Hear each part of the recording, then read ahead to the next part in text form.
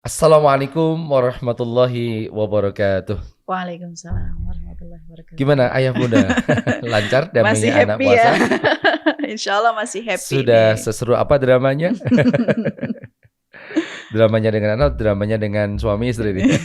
Dan ya memang banyak keseruan yang akan kita dapatkan bersama anak ketika melatih anak kita berpuasa. Puasa, oke. Salah satu yang cukup menarik Kritis ya. dan perlu dapat banyak solusi adalah ketika mengajak anak kita untuk makan sahur nih. Oke, Nah itu kadang-kadang menjadi problem paling sulit ketika Selain drama tadi ya. ketika ngelatih anak kita untuk puasa. Puasa, oke. Kalau buka puasanya sih gampang ya. Gampang. Iya, karena buka puasa pasti ya anak-anak seneng. Dari Habis lapar mau lapar makan. Itu nggak usah pengkondisian gitu ya. Yang penting Tapi ada makanannya. Iya, ketika bangunkan anak sahur, nah ini kadang-kadang cukup menantang ya. Ya, ingat-ingat aja dulu pertama kali latihan puasa coba pas Umi kecil. Mudah nggak dibangunkan sahur? Tidak, tentu tidak. Apa yang terjadi dulu? Dulu ketika kecil ya, biasanya itu digendong dulu tuh. Digendong, terus di mukanya itu dicuci ya, cuci muka duduk gitu. Dan kita tuh antara sadar dan tidak sadar gitu ya. Oh, makan enggak ya, kayak gitu. Dan kalau ayah dulu ketika kecil kadang sahur itu disuapin. Oh gitu. Iya, sambil merem-merem begini suapin. Itu ya perjuangan orang tua kita ya, Masya Allah. Ya, kalau masih begitu kondisinya, ini yang akan berkesan di anak kita merasakan bahwa sahur itu berat gitu. Nah, ini apa yang nanti perlu kita lakukan dari mulai cara bangunin anak biar lebih mudah, kemudian nanti proses sahurnya anak juga semangat sampai kemudian gitu ya. Sahur ini jadi memberikan energi cukup buat anak seharian berpuasa. Ya, jadi kita itu kan akan melakukan aktivitas ketika sudah ada pemahaman sebelumnya. Nah, karena kita sedang mendampingi anak kita berpuasa, anak kita jangan hanya melakukan aktivitas tanpa kita beri informasi. Nah, informasi ini sangat penting sekali agar anak punya gambaran utuh kenapa saya harus begini gitu. Nah, contohnya misalnya ibu-ibu semuanya atau ayah bunda di sini, anak kita mau kita ajak pergi. Kadangkala kalau kita nggak sounding duluan, maksudnya kita nggak kasih tahu informasi bahwa kita mau pergi ke sini, apa yang nggak boleh dilakukan, apa yang boleh dilakukan, maka ketika anak kita jalan, dia tidak mengetahui apa yang terjadi. Nah, ketika kita melakukan aktivitas tanpa memahami tujuan, itu lebih lebih sulit gitu dibanding kita sudah mengetahui tujuan pun anak kita. Jadi ada beberapa tips ya untuk ayah bunda ketika mengkondisikan anak kita sahur gitu biar lebih menyenangkan. Yang pertama adalah storytelling atau kita cerita gitu. Cerita ke anak kita, kenapa sih kalau puasa teh gitu. Puasa itu harus makan di malam hari gitu ya, sebelum fajar. Kemudian kita buka di maghrib ketika sudah tenggelam matahari. Nah, ini harus benar-benar orang tua dapat nih meaningnya gitu. Harus sahur di jam sedemikian. Anak-anak diberi pemahaman bahwa memang Allah syariatkan puasa itu ya makan sebelum fajar, terus berbuka setelah matahari tenggelam. Nah, ini harus dapat banget nih. Bisa menggunakan storytelling tadi gitu. Cerita-cerita, kisah-kisah. Atau gitu. untuk memotivasi bisa kok cerita hal lain. Misalnya kita cerita bagaimana ulat berpuasa sampai jadi kupu-kupu misalnya. Kenapa ulat tuh makannya banyak banget sampai menghabiskan banyak daun-daun karena dia akan puasa panjang itu, nggak cuma sehari 2 hari puasanya ya, panjang sehingga kemudian dia setelah menjalani puasa yang panjang itu akan menjadi seekor kupu-kupu yang indah. Nah, coba itu dirangkai ceritanya menjadi cerita yang seru, pasti anak-anak akan suka. Nah, kalau manusia, ternyata Allah itu mensyariatkan puasanya tidak berhari-hari, tapi cukup 1 hari. Nah, agar 1 hari itu kuat, nanti kuat, gitu ya. maka kita diminta untuk malam itu melakukan makan sahur. Dan kalau makan sahur, jelaskan juga kita akan mendapatkan pahala juga dari Allah. Nah, jadi informasi itu penting. Maka tips yang pertama storytelling. Storytelling ini untuk memberikan informasi ke anak kita, apa sih tujuan kita itu melakukan makan sahur, dan itu merupakan sunnah yang dianjurkan Rasulullah, menambah keberkahan dari puasa yang kita lakukan di seharian nanti. Gitu. Kalau perlu ayah bunda bisa cari banyak informasi kan, bagaimana tubuh kita itu membutuhkan energi misalnya, dan nanti kita bisa masukkan itu dalam storytelling ketika ngobrol dengan anak gitu. Kalau misalnya ayah bunda belum terbiasa storytelling, ayah bunda bisa bacakan buku tentang makanan bergizi yang bisa kita makan, kemudian kenapa kita harus makan makanan yang bergizi gitu. Jadi jangan sampai sahurnya anak-anak itu nutrisinya sesuai dengan anak pengen. Misalnya aku pengennya teh manis aja gitu. Ini kan juga nanti dampaknya buruk tuh karena dia hanya minum gula. Jadi benar-benar storytelling ini sifatnya universal, bebas.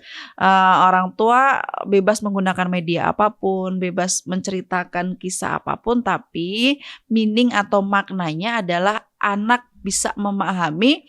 Untuk bisa puasa sampai 1 hari, ada persiapan yang harus dia lakukan, yaitu melakukan makan sahur. Bukan sholat. Dia butuh energi seharian untuk tidak makan, tidak minum. Jadi anak-anak dia paham sedang menyimpan energi di makan sahur itu. Nah, sehingga nanti kuat dia sampai sore. Itu dipahamkan benar ke anak-anak. Jadi pas dia bangun tuh dia udah dapat informasi sebelumnya. Oh ya Deng, ini tuh sedang mau makan untuk dapat energi bisa puasa di 1 hari yang akan kita jalani begitu. Walaupun sudah dipahamkan kepada anak seperti itu bahwa nanti harus makan sahur, tapi tidak kemudian otomatis langsung bangun aku bangun gitu ya. Bukan kemudian otomatis, tetap saja ketika anak tidur dan dia harus kita bangunkan, ini butuh tips lagi. Tips lagi. Tips yang kedua adalah happy sounding. Jadi kita ketika membangunkan anak itu dengan sesuatu yang membahagiakan. Boleh nggak Mi? Kita guyur air gitu. Jadi yang membahagiakan. Masya Allah ini ada hadir sahur story. Sahur story ini bisa menjadi happy sounding untuk anak-anak kita. Jadi mereka punya sesuatu yang ditunggu-tunggu gitu saat sahur. Dan ini kan mereka udah tahu nih dari awal sebelum Ramadan. Nanti selama Ramadan itu ada kisah 25 Nabi dan Rasul yang seru banget dengan Kak Cahyo misalnya. Nah mereka udah tahu itu kan, sehingga nanti ketika membangunkan anak kita tinggal bisikin aja. Nah ini sahur story sudah mau mulai, ayo kita nyimak sahur story. Itu menjadi salah satu happy sounding kepada anak ketika membangunkan untuk makan sahur gitu. Atau kita juga bisa kok buat kesepakatan atau buat sejenis reward gitu. Mau sahur apa gitu, yang membuat anak kita itu bahagia banget ketika makan sahur itu. Kan anak-anak kadang punya makanan favorit ya, yang mereka bisa inginkan atau mereka makan. Nah ini kita bisa usahakan. Menjelang tidur sudah kita infokan, besok pagi kita makan sahur apa ya. Nah kalau dia udah punya memori sebelum tidur, besok makan sahur apa, dan itu menyenangkan buat anak. Pas membangunkan juga tinggal kita sampaikan, kita hari ini makan gitu. Apa yang bisa disukai anak-anak. Atau cari tadi aktivitas yang membuat dia bahagia, atau mungkin kita libatkan dalam aktivitas sahur itu gitu. Misalnya kalau anak perempuan biasanya dia kan suka masak-masak tuh. Nah bisa yuk ikut seru-seruan masak. Jadi kalau anak perempuan ya. Atau kalau anak laki-laki beresin mejanya gitu. Atau bisa juga happy sounding itu ketika bangunin anak, kita ngomongin sesuatu yang sangat menyenangkan buat anak. Misalnya anak itu sedang punya agenda prestasi misalnya. Prestasi. Sebelumnya punya prestasi tertentu dalam sehari tadi, itu ada keseruan yang sangat berkesan buat anak. Bisa kita ajak ngobrol. kemarin kamu berhasil ini ya. Nah itu akan lebih cepat nyambung ketika prestasi itu sangat berkesan di anak. Atau mungkin bisa jadi sesuatu yang sedang kita rencanakan akan kita lakukan di siang hari. Agenda tadi ya. Nak, tahu nggak hari ini ayah udah siapkan nanti kita mau bikin mainan pesawat yang bisa terbang. Nah misalnya begitu. Nah, buat anak-anak itu seru. Dan keseruan yang menyenangkan itu ketika kita sounding kepada anak untuk membangunkan, itu membuat anak lebih cepat bangun. Begitu dia sudah sadar bangun, kita ajak ngobrol tuh sampai kemudian nyawanya sempurna. Kadang-kadang kan masih setengah sadar. Nah, kita ajak ngobrol. Kalau udah sempurna sadar, baru kemudian kita ajak persiapan untuk makan sahur gitu. Nah, ini mungkin bisa bagi tugas ya untuk ayah dan ibu gitu atau ayah bunda gitu. Jadi benar-benar proyek membersamai anak ini proyek orang tua berdua gitu, bukan hanya proyek ibu ataupun proyek ayah gitu. Karena biasanya kan kalau sahur itu ibu-ibu atau bunda biasanya suka lebih hektik di dapur. Nah, berarti ini benar-benar peran ayah itu dibutuhkan nih di sini untuk jangan happy sampai sounding. Kemudian agenda makan sahur bersama itu seolah-olah menjadi beban bunda saja. Yang paling sibuk kan itu, mulai dari bangunin anak-anak juga bundanya, masak juga bundanya, masih punya PR membangunkan ayahnya. Nah ini berbahaya. Itu yang kedua ya, sounding. Nah, yang ketiga timing. Jadi ibu-ibu harus punya planning timing. Jadi plan timing. Jadi timing anak kita tidur, anak kita beraktivitas di malam hari itu harus kita atur. Kenapa? Karena kan suasana Ramadan biasanya masih ada tadarus gitu ya setelah taraweh gitu. Sehingga anak-anak kadang tidurnya larut. Nah, tidur larut ini belum bisa untuk anak-anak karena fisik anak-anak berbeda dengan orang dewasa. Orang dewasa pun juga harusnya tidur lebih awal bukan tidur larut. Nah, jadi kita harus buat kesepakatan timing tadi ya. Berarti yang ketiga lah timing. Ayah bunda bisa buat kesepakatan dengan anak kita tidur jam berapa. Iya. Dan sebelum misalnya gini, tidur jam 9 atau setengah 9 setelah selesai tarawih, tidak ada kegiatan lain, kita pulang. Atau mungkin ayah bunda punya kebiasaan sebelum tidur baca buku, ketika target tidur adalah jam 9, setengah 9 sudah di tempat tidur gitu. Sudah mengkondisikan anak kita membaca buku kah, atau mendongeng kah, atau hal-hal lain yang itu merupakan aktivitas pratidur gitu. Jangan sampai kita nyuruh anak kita tidur jam 9, tapi kita di pas jam 9-nya itu kita nyuruh gitu. Dan ini juga jeda waktunya masih kita panjang. hanya nyuruh anak tapi tidak mengkondisikan anak. Kadang-kadang gitu. Kita menyuruh anak tidur tapi kita masih melakukan aktivitas yang lain. Ya, anak tidak terkondisikan untuk tidur. Jadi menjelang waktu tidur, orang tua sudah mengkondisikan dulu. Mungkin diajak baca buku menjelang tidur atau mungkin cerita menjelang tidur sambil di situ ada planting ke anak. Ya ada tadi cerita tentang besok sahur kita mau makan apa. Kalau perlu gitu. Kisah besok sahur makan apa itu jadi stories menjelang tidur. tidurnya itu bagus juga gitu. Nah, jadi timing tidak sekedar bicara tentang tidurnya harus jam berapa lebih awal, tapi juga timing tentang pengaturan pola aktivitas anak seharian. Misalnya di siang hari juga harus ada istirahat tidurnya. Dan waktu terbaik untuk tidur di siang hari itu ya menjelang zuhur. 1 jam sebelum zuhur itu bisa kita ajak anak kita untuk tidur istirahat siang. Ketika anak kita mungkin udah selesai sekolah, berarti ya setelah pulang sekolah itu waktu yang bisa kita gunakan untuk meminta anak kita istirahat. Atau kalau sekarang biasanya ada sekolah-sekolah yang memang sudah menyediakan waktu tidur menjelang zuhur, itu lebih bagus lagi dan lebih mudah buat kita. Jangan sampai justru tidurnya itu setelah asar. Nah itu berbahaya. Berbahayanya malamnya nggak bisa tidur. Jadi rusaknya pola istirahat anak ini membuat anak nanti juga susah dibangunkan sahur. Di awal dia susah diajak tidur lebih awal. Biasanya begitu. Karena anak itu tidurnya kemalaman, kemudian pagi agak susah untuk untuk bangun. Karena memang secara fitrah anak ini harusnya kan terbiasa bangun pagi ya, Mi. Nah kalau kita mengamati bayi bangunnya kan juga pasti lebih awal kan. Ya, sebelum fajar. Iya sebelum fajar udah bangun. Kalau saya pernah dengar hasil penelitian itu anak selalu bangun 2 jam sebelum matahari terbit dan anak itu selalu tidur 2 jam setelah matahari tenggelam. Artinya kan anak setelah itu Isya, ya. fitrahnya tidur lebih awal atau tidur di awal malam, kemudian dia akan bangun lebih pagi gitu. Itu sudah fitrahnya anak. Hanya kadang-kadang memang dari bayi kita dikondisikan untuk rusak polanya gitu.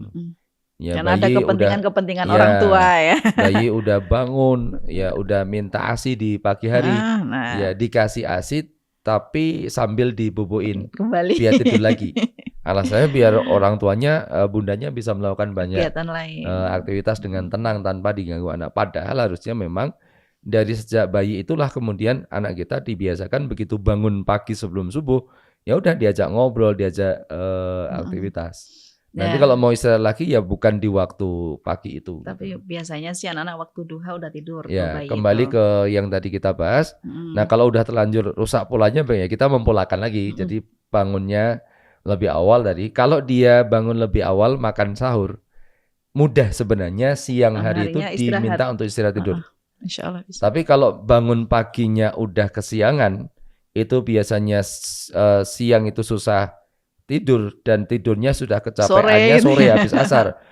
Polanya jadi rusak semua. Maka makna timing ini sebenarnya adalah mengatur bagaimana pola istirahat anak agar energi itu bisa stabil gitu buat anak kita. Nah, yang keempat nih ayah bunda sekalian, modeling. Jadi kita harus jadi role model untuk anak kita. Kadangkala kita harus bukan mengesampingkan ya, kita harus menunda kepentingan kita gitu ya, agar anak-anak ini bisa bertumbuh di bulan Ramadan ini dengan bertumbuh solih bersama dengan kita gitu. Contohnya gini ayah bunda, kita tuh kan pengen ya setelah tarawih pengen tadarus ya kan. Nah ini kan keinginan kita. Kita pengen dapat pahala dari tadarus itu dengan lebih banyak. Nah sehingga kadang-kala kita sampai malam tuh tadarusnya. Anak-anak ikut kita nggak terkondisikan tuh tadi timingnya gitu. Maka ketika kita punya anak yang memang mereka itu baru kita bersamai belajar, kita agak sedikit menurunkan standar kita. Untuk apa? Untuk membersamai anak kita dan kita bisa ganti tuh waktunya tilawahnya gitu. Ganti tilawahnya ketika misalnya habis subuh.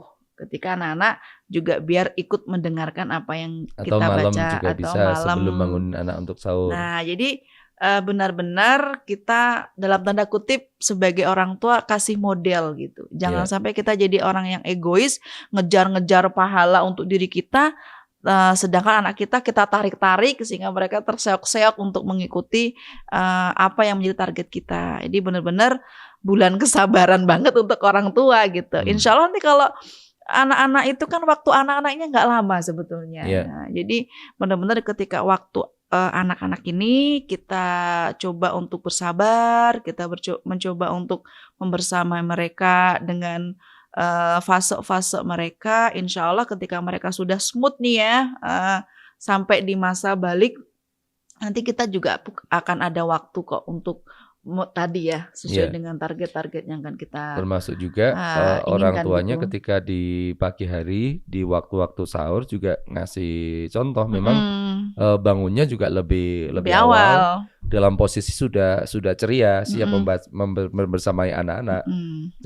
Jangan pula kemudian salah satu orang tua ini kemudian susah juga dibangunkan. Ya, gimana mau bangunin anak untuk sahur, dia juga susah dibangunkan. Atau mungkin udah bangun, cuman suasana itu masih suasana ngantuk, suasana nggak enak, suasana tidur. Nah ini harusnya kita ubah menjadi suasana yang lebih ceria, biar anak juga menyenangkan, senang ketika ikut makan sahur. Jadi modeling ini ya cukup menantang bagi orang tua gitu ya. Apalagi kalau udah kecapean seharian kerja ya, apalagi kalau Ramadan jadwal aktivitasnya banyak. Ya, mungkin orang tua juga tidurnya agak lebih sedikit karena ngejar kayak tadi tilawahnya, ngejar kemudian amalan-amalan di bulan Ramadan yang banyak itu.